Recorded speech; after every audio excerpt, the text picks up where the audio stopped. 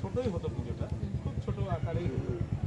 আস্তে আস্তে আস্তে প্রথমে আমাদের এই সোয়াহাট কালী দিয়ে শুরু হয়েছিল, আজকে কিন্তু এত বড় হয়েছে। হ্যাঁ, তো এর পেছনে অনেকগুলো ইতিহাস আছে। এখানে দেখা গেছে একসময় যখন থান তৈরি হয়, পুলিশ এসে ভেঙে দিয়েছে, এই করেছে, অনেক রকম বাধা বিপত্তির মধ্যে তবে এই পুজোটা সকল কিছু বাধা একদম বিপত্তি একদম কাটিয়ে আপনারা পুজোটা করে একদম আসছেন। একদম সেটাই। দাদা, উনি বলছেন যে অনেক কিছু এরকম ঘটনা রয়েছে, তো এরকম একটা ছোট্ট কোনো ঘটনা আমার দর্শকদের জন্য যদি একটু তুলে ধরেন। আমাদের মার একটা যে মহিমা, সেটা হলো আমাদের যে কালী পুজোর দিন অমাবস্যার গভীর রাতে আমাদের বাবা কাকারা জেঠুরা বলেন যে এখানে মা স্বয়ং আসে।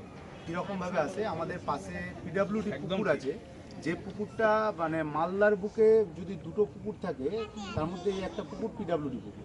এই পুকুরে স্বয়ং মা এখনও আমরা মনে করি, এখানকার স্থানীয় লোকেরা এখনও মনে করি যে এই পুকুরে আমাদের মা এখনও আছেন এবং আমাদের স্নান করেন বলে বাবা কাকা যেটা।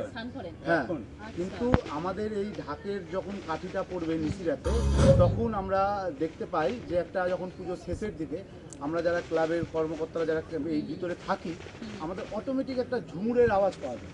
কিন্তু